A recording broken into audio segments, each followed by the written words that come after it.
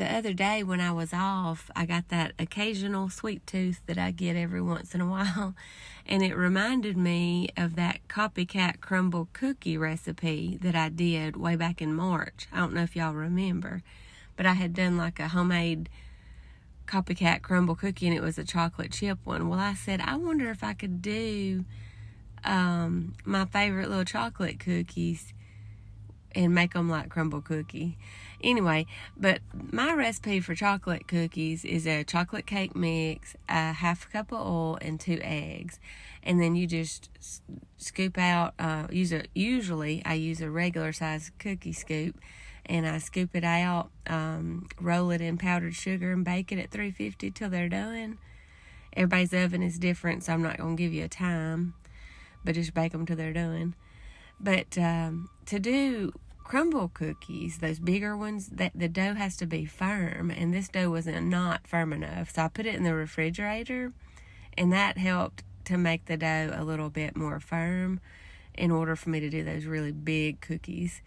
To be honest, I probably wouldn't do the big cookies like with this recipe again, only because the dough just isn't thick enough, even after being in the refrigerator, because once it heats back up in the oven, they do get flatter than a crumble cookie would normally get, if that makes sense.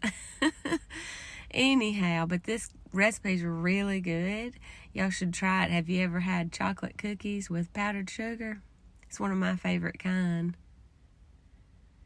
And to do these big ones like this, it only made 4 with a whole cake mix. But they turned out so good, like always. But that's all I'm doing. I'm just rolling them in that powdered sugar and getting it all over each one. And because I was doing such a big cookie, I put them back in the refrigerator to get firm one more time before I baked them. And with these cookies, you got to kind of go ahead and press them down.